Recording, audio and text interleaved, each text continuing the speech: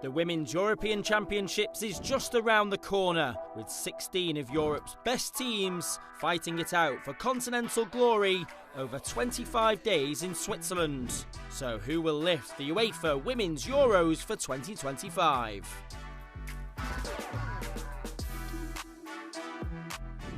Hello and welcome to Football Now. The UEFA Women's European Championships is just about to kick off, with England the defending champions. Yes, their thrilling extra time win against Germany in the last edition still lives long in the memory. We asked former England striker Natasha Dowie if the Lionesses can go back to back. I think England, you'll have to say, are probably the favourites, being the holders. They've got a few players out missing at the moment, which they would be desperate to get back. The likes of Lauren Hemp, I think, is a huge miss. I think an Alex Greenwood needs to be back fit if she can. But then they've been there and done it. And I think that's probably the best thing about this England team at the moment. When I played for England, you'd go into games against your USAs, your Germanys, France, the top teams, and you'd always believe, but because you had never achieved it, it was so hard to then get over the line. But now, they're holders. They make the World Cup final. They're played in big games. It's the norm now for them, and I think that puts them in really good stead coming into this tournament. So let's take a look now at how the 16 teams competing have been split into groups. Group A contains the host Switzerland with 3 Nordic opponents in Norway, Iceland and Finland. With no team inside the top 10 on FIFA's world rankings, any team can qualify from this group. Norway's Ada Hegerberg will make her first appearance at the Euros for 8 years, after the 2018 Ballon d'Or winner boycotted the competition, protesting the Norwegian Federation's lack of investment in women's football. Group B sees the 2023 World Cup winners Spain take on Portugal, Belgium and Italy. Yes, since lifting that World Cup trophy 2 years ago, Spanish teams have completely dominated the women's game at both club and international level. So can they continue that run of success at this tournament? I would be shocked if there is anyone who can come close to Spain in taking out the Women's Euros this year. Barcelona and Real Madrid have been producing and investing in these players for the last couple of years. They're now turning out players, especially youth players, and are moving the game to a new level. That World Cup win, yes, they won it, but they won it under really difficult and really complicated circumstances. And it took a lot of the shine off of the success of the players themselves. So I think this Euros competition for them is going to be a second chance to really have their moment in the sun.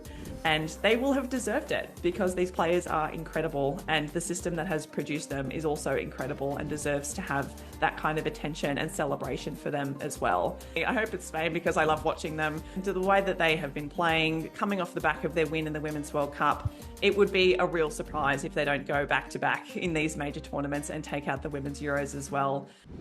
Group C is by far the toughest in the tournament, with Germany, Sweden and Denmark all ranked in the top 12 in the world on FIFA's official rankings. And finally, Group D sees defending champions England also face top opposition in 2022 semi-finalist France and 2019 Women's World Cup runners-up the Netherlands. And when you look at England's group, almost like the group of death with France, the Netherlands and Wales, I mean, what a tough group, for them to be drawn into. France are so strong, always that team that has such talented players but never seems to be able to come major tournament, get it over the line. Whether or not this would change this year. The Netherlands, again, so strong, got some brilliant players within their ranks and a team that will definitely, be there towards the end of the tournament, I'm sure. But then you look at the likes of Sweden as well. There's so many nations that are just always in the knockout stages. Every major tournament, they seem to be there or thereabouts. Yes, England and Spain are the 2 standout teams at this tournament. So perhaps it's no surprise that clubs from these nations, Arsenal and Barcelona, also contested the UEFA Women's Champions League final earlier in the year. So how has the balance of power in the women's game shifted so dramatically towards these 2 countries?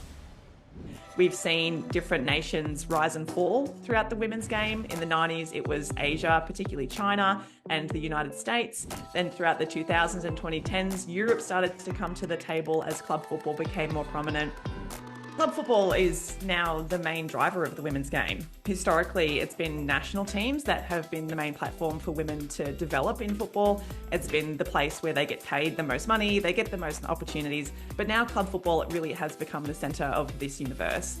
And so it's potentially no coincidence that we're starting to see nations whose domestic league clubs are really coming to the table and investing in their women's programs.